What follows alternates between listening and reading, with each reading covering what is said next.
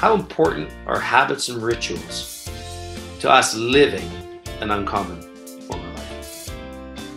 I mean, we talk a lot about this on our program because habits and rituals are just really actions that we take on a regular basis that either add value to our lives or take something away from our lives.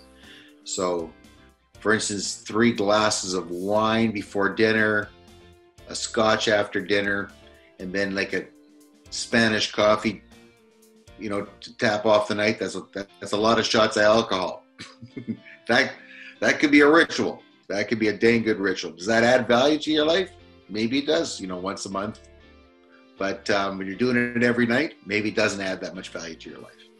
So we talk about identifying those rituals and habits that really add value to our lives, that help us in the form of life, help us with our relationships, help us with our physical selves, help us with our work selves, help us to become peak performers, high performers, given the time that we have left on this earth. So what a privilege it is to wake up in the morning breathing, and then you have a whole day. You got a whole day to max your relationship with your spouse, to work with your kids, to do something special in your business. And those habits and rituals that we have, if they're good habits and rituals, then we got a good shot at having a fantastic day. You and I are really working hard right now on our Uncommon Diabetic Life program. And that came really out of me being a type 1 diabetic and our passion to really help people find the energy and the health and the performance so that we can each live what we each define as an ideal form of life. Well, I have to live by rituals. One of the opportunities I get as a type 1 diabetic is that if I do not have a procedure, a process, a ritual for how to assess where I am at through blood testing and through my glucometer on a regular basis, and then taking that information and defining a course of action that I need to do to maintain my glucose, my blood sugar levels for the next, say, 2 to 3 hours. And that's really about the time frame that I can have significant impact on it. I can't reach out too far because I can't predict what's going to happen in my life, as none of us can really predict what's going to happen in our life at a moment by moment. And the things that affect our blood sugar are the food that we put in, which is the fuel, the sugar, the exercise, which is, or activity or movement we put into our life, which is what burns the sugar. Then any other form of stress, whether it be mental, physical, emotional, environmental, social, these are the 5 stresses that affect all of us as human beings. All of those burn sugar. And then I can go on with a myriad of other things that just happen to drive it, the burning of the fuel in our car, right? And then I got to manage my insulin level, which allows that sugar to be put into my cells and to run my body. It's complex.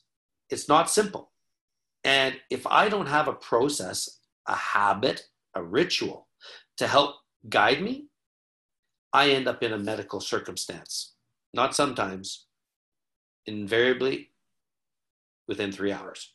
People with diabetes or the pre-diabetic, this happens too. And leaders that run organizations or supervising people often don't realize that people that are running low on energy or people that have diabetes deal with this all the time. But things like they feel weak, they have blurred vision sometimes, they get very irritable.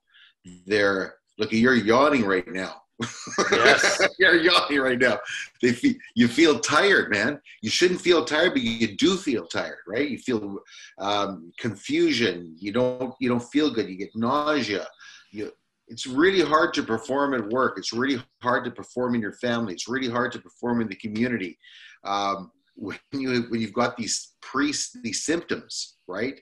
All because of that lack of energy. All because of there's a gap between where your energy should be, and the habits and rituals that you've done to get to your point where you are right now. There's that big gap that has to be fixed, right?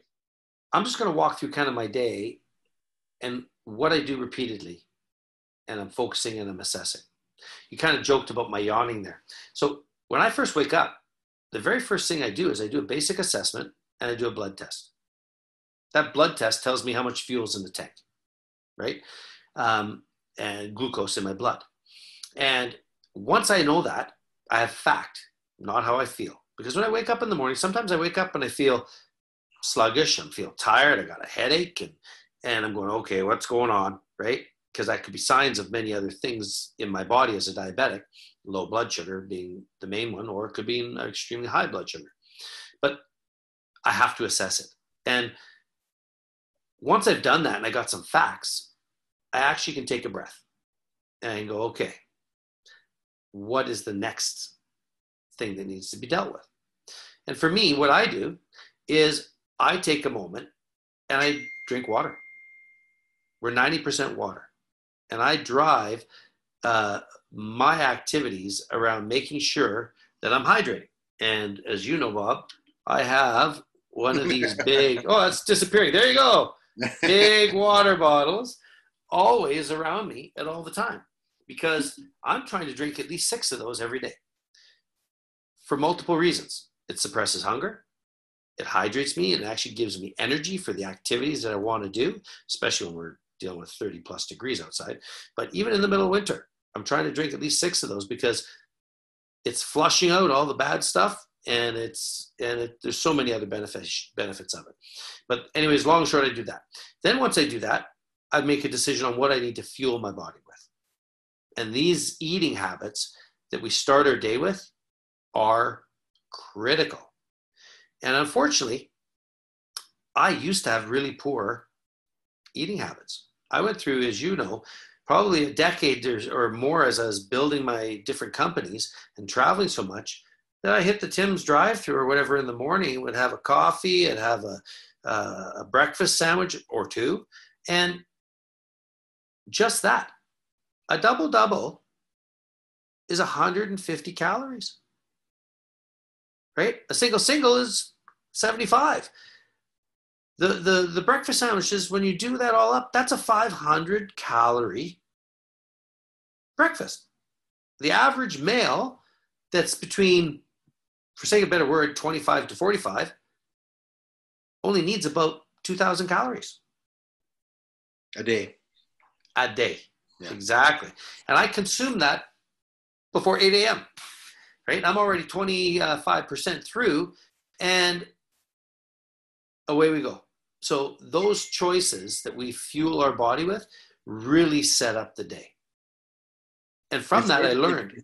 It's really interesting that you're talking about habits and rituals. Like, it is a Canadian tradition, my friend, to go through 3 million Canadians a day go through the Tim Hortons drive-through, apparently. 3 million. Yeah. Most of them are ordering doubles. Yeah. And we did the calculation on this, you and I, just a couple of days ago, and that's between 20 and 30 cups of sugar a year. If you did that every day, it's 20 and 30 cups of sugar ingested a year just by ordering a double. That's one double. And and we didn't talk about that. That's a small double. Well, I mean, just talking. It's fascinating when you actually get down to it. I've got friends that drink Coke, right? And Coke, they love Coke. Who doesn't love a nice pop? Well, me and you don't. But yeah, because it becomes a habit very quickly. It becomes a ritual very quickly. Just one Coke a day, and the number of teaspoons of sugar in a Coke is startling, right? And 39 grams. Look. It's like, yeah. So if you're having your double and a Coke, how many cups of sugar are you drinking a year? Well, as a diabetic, and I decide, you know what? I really want to have an ice cream treat, and I go to Dairy Queen and I get a treat. That doesn't mean I'm an unhealthy diabetic. It means that I better manage my glucose and my insulin properly when I do that, or else I can put myself into a bad spot. But I can do that. But the real truth is that treat once in a while reminds me of how important my consistent rituals are, because it puts a huge strain on my body and my mind, just trying to manage and adjust for those things, right? And rituals provide consistent results, right? So that's the neat part of it. It's predictable. And we talk about this a lot. How do we predict what our future is going to be? We create it. What do we really create? Our life. And what our life is the things we do. And the things we do consistently are called habits and rituals. But you got to have moments to just allow yourself a little bit of pleasure in it. Now, for me, I've come to actually really love my diet. I eat a ton of salad. I eat a ton of chicken. Probably realistically in a year, maybe it is a ton. But the point is it doesn't need to be painful. And I think that's a big lie that we tell ourselves a lot, is that self-discipline is pain. Let's change our meaning. Let's change our belief around what a ritual is. A righteous ritual is helping you live rightly for you. You get to choose it. Hydration is only one part of the fueling of the body. The nutrition, and that's what we were talking about, that we're putting in, is really, really critical. Of the 4 pillars, nutrition and hydration are 2. What we're putting into our body, right? The next is obviously our exercise, our movement, what we're doing. Are we sedentary or are we active? And to what level is based on our season of life and everything else. But we need to match the food and hydrations to the exercise. And lastly is rest and recovery. And I think making sure that we're getting enough sleep. I don't do that well enough. And I'm really trying to focus on that to make sure that I'm getting over 7 hours. And that's a real, the science just screams that you need to be getting that 7 hours. Some people up to 9. But the point is that our rituals and our habits are going to drive our overall health. You know, I just on the diet side, because as we talk about rituals, we were talking about the 4 pillars of health and nutrition. I'm just a little acronym, as you know me, an acronym king. And I love this one it's not mine, but it was told, and it's diet. Means dying is the word die with a T at the end of it. Why? Because we're dying because we're being told what to eat, right? And that in itself, quite honestly, is stressful. And stress is ultimately the killer of everything. And you need to set rituals that work for you. And you don't need to go and try to be the rock day one. Every day is day one. Because yesterday's done, tomorrow's not here. We're day one of tomorrow. And what we do today is predicting our tomorrow, right? So if we don't want to die, let's predict our tomorrow in a positive way. So build a more balanced approach and wean ourselves off of the bad things and onto the good things and into good habits and rituals. It takes 21 days to break a habit and 66 to replace it with the new one. This isn't me. This is, again, science and tons of programs that you can find online about that. But the aspect of creating daily habits is one of the key pillars of success, right? Chance favors a prepared mind. And for all of us, rituals and habits are really just preparation, knowing ahead of time what we're going to do in a given moment or choice or circumstance. Every day, and we're really trying to create really strong rituals. Why? They're the foundation. They're the pillars that we're putting in for our life. And that, and these 4 pillars of taking us time to create intention in your day, breathe, do some deep breathing, read up on gentlemen like Wim Hof or different types of meditation. We're not talking long. It could be anywhere from 2 minutes to 20 minutes. You do that, the science proves that your whole entire biochemical makeup for the day changes. It affects your brain waves. It affects everything. Hydrate and eat clean. Doesn't matter what you eat. But eat clean, limit all the additive type stuff. If you read the label on a piece of food or a can or anything that you're buying and you don't know what the word is, you shouldn't be eating it. It's that simple. When it says blah, blah, blah, blah, blah, oxide, you don't want to eat that stuff when it's multiple syllables, right? So that's just on the food. Secondly, you've got to move. I don't care what it is. The ritual has to include these 4 pillars, and that is move every day. And the simplest way that I love is when I'm in a day of meetings, I'm in the office, I get up and I give myself 5 minutes every hour to drop, give me 10 push-ups, go for a walk around the building, whatever it might be. I do something 5 to 10 minutes. And I'd skip the lunch as an example, right? Because when you move your body, it changes the chemistry, it changes your emotion, which creates motion in the right direction. And then lastly, really work to guard your sleep time. You got to make sure you're getting rest and recovery, whatever that be for you. But those 4 things will really transform your life in the daily rituals that we are. You know, Bob, something I really respect about you is you're a massive hiker. And pretty much every day, you're either on a hike or you're on a bike.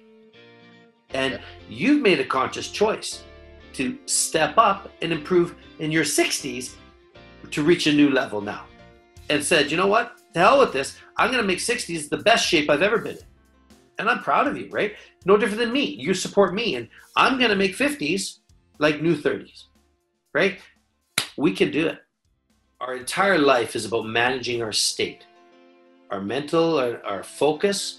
It's about our language, our self-talk, the communication that we do with ourselves and others. And thirdly, it's the movement of our physiology. It's our body. So as long as we're focusing on all those 3 things, we can control in the time that it takes for a heart to beat, the state we're in and what we're doing. So guys, in summary, it's up to us. It's all about choice.